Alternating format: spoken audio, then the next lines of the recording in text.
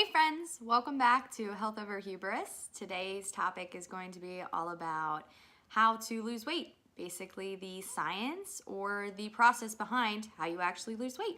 So let's get started.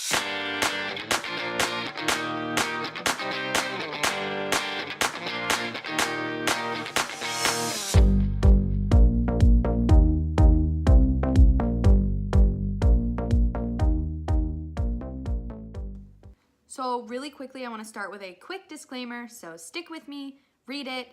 I'll try to make sure it doesn't go by too quickly.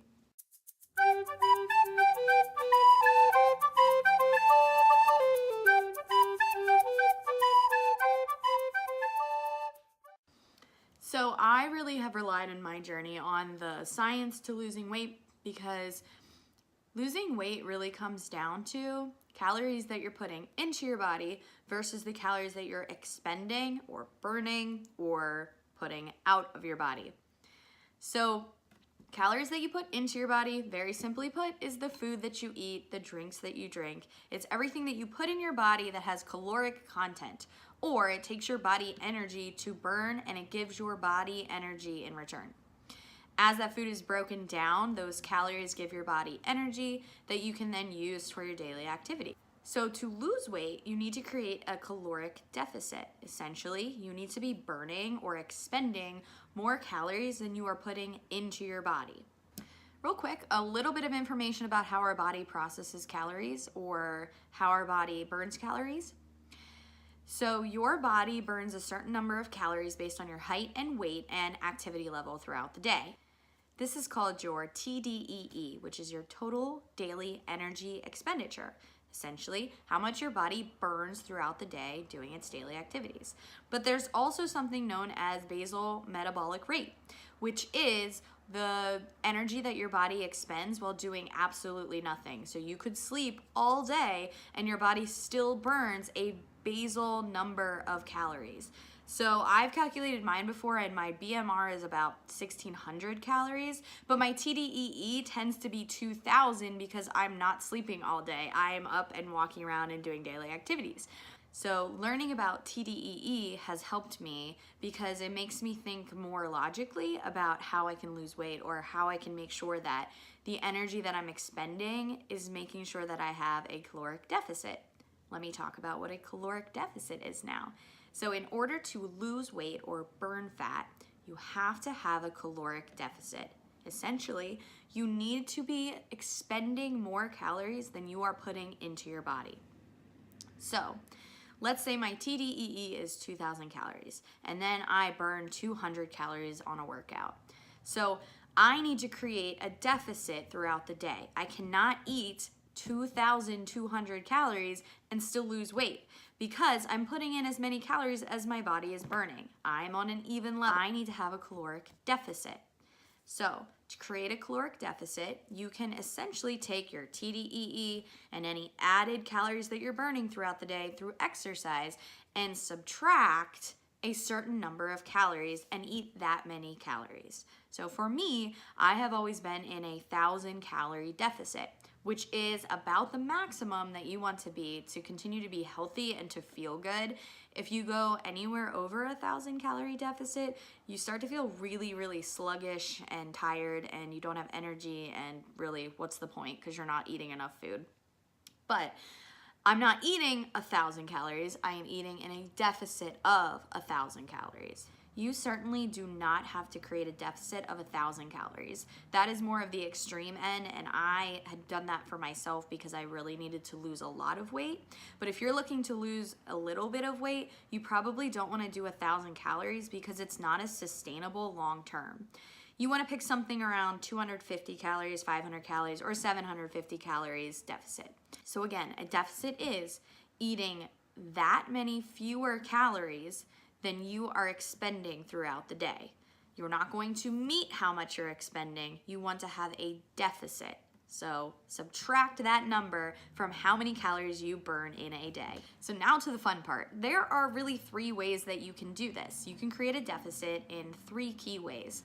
So one clear way that you can make sure that you have a deficit is to lower the number of calories you're taking in daily. So you don't necessarily have to join a gym and burn more calories every day, but if you make sure that you're eating fewer calories than you were and you're still burning the same amount, as long as you're in a deficit, you will lose weight.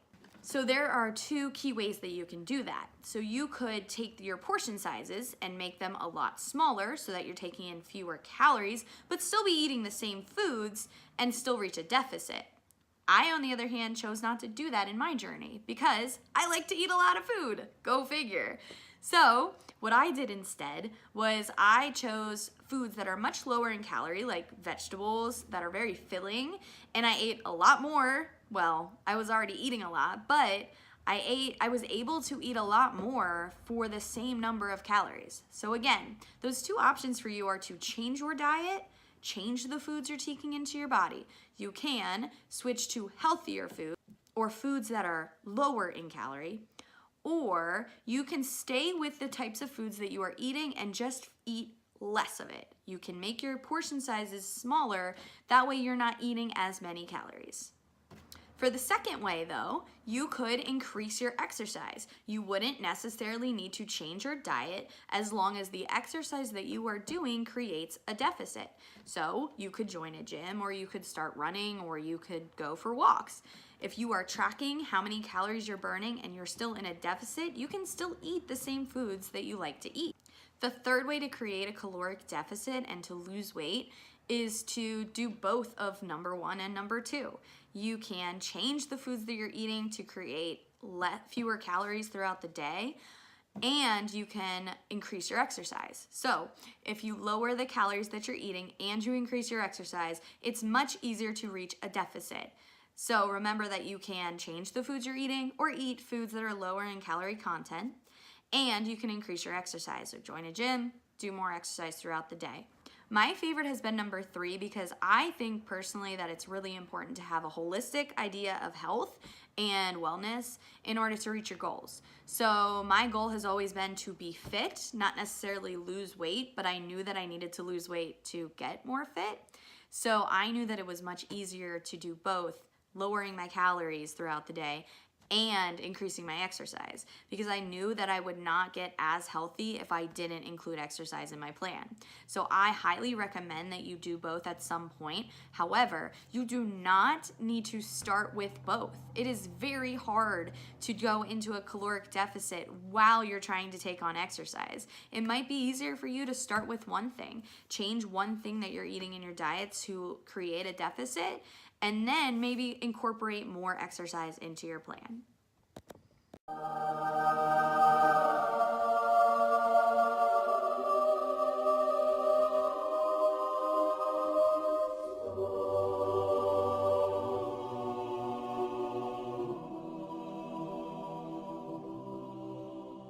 I'm eating chicken in between takes because I am starving because I just got home from work. So basically, once I get a scene done, I'm treating myself to chicken. Time for the tip section. All right, one way that you can try to reach your caloric deficit is to track your calories burned and consumed through technical means. So for example, I use my Apple Watch, which I actually started with a Fitbit. I used the Fitbit Blaze. I actually started with the Fitbit Charge, and then it died. And then I had a Fitbit Blaze, and then it died. So then I switched to Apple, and Apple has so far been okay for me. So anyway, whatever device you choose to use, it can track how many calories you're burning throughout your exercises and your daily activities like walking. I get a lot of steps at work because I'm a teacher and I walk around the room a lot and I walk around the hallways a lot. So that is all using energy, and so I need to keep track of how many calories that burns so I know how much I can eat. It can be really easy to use apps on your phone. So I use the Apple Fitness app, I believe it's called, or Apple Activity app, I think it's the Activity app.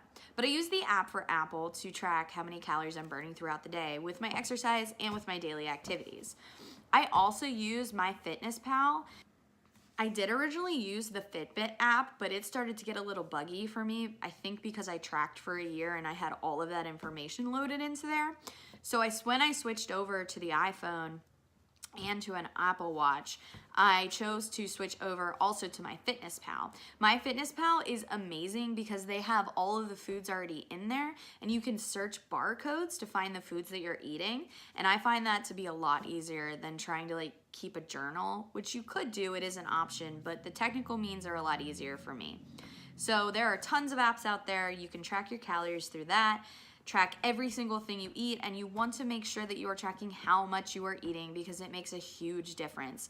I never realized how much food I was really eating and how many calories was in it until I started tracking it and saying, wow, I am taking in a lot more than I think I am. Even with like something as simple as fruit.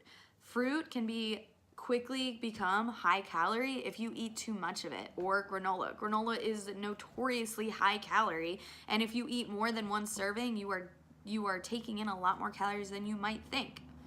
Another thing that you might want to consider is thinking about macronutrients. So you might hear people in the fitness community talk about macros.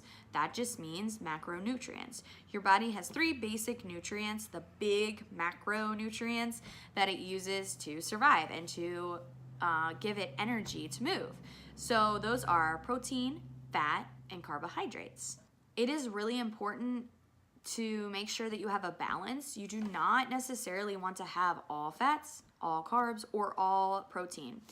You want to have a balance, and you can quickly search that up and find what a good balance for you might be.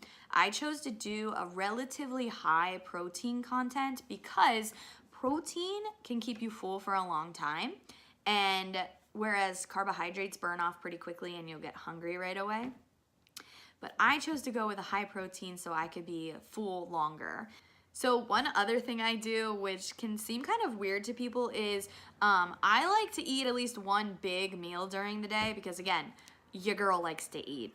So what I do is I don't eat a lot of calories in the morning or up until lunch, and I eat a really small lunch. It doesn't have a lot of calories in it, but it keeps me full enough to make it to dinner. And then I eat most of my calories in my dinner or even in my after school time because it's not necessarily one meal. Choosing when you want to eat your most calories can help you a lot. Like if you are somebody who loves to eat big breakfast, you could eat most of your calories in your breakfast, and then as long as you are making sure that you're doing enough activity throughout the day to burn that off, you're good to go.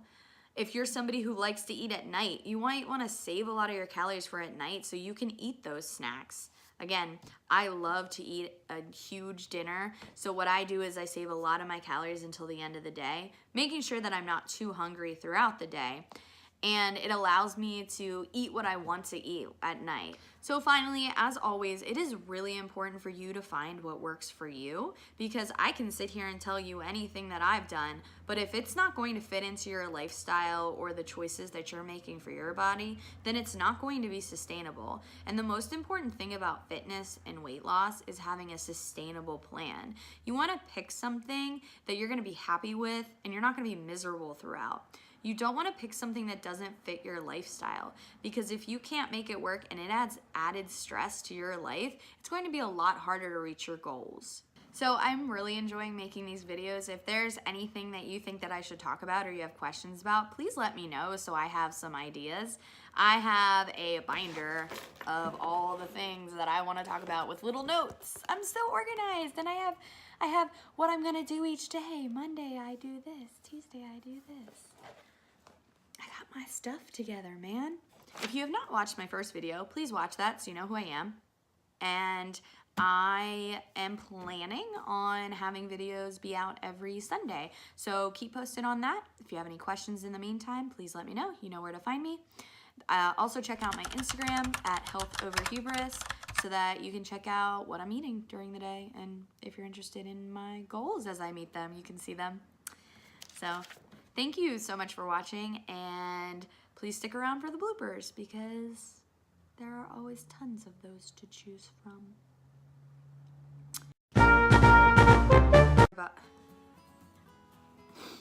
Which is your total daily energy. It's kind of like a seesaw. My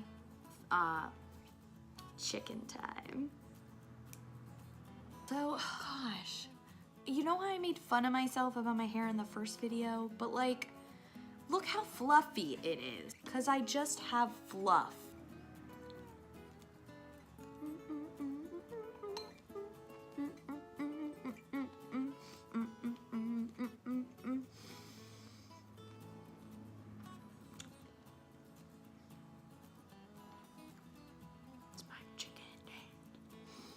What are you gonna do?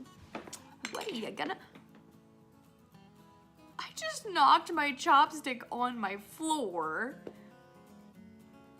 I'm still gonna use it. No, I dropped them both! T-H-A-N-K-S,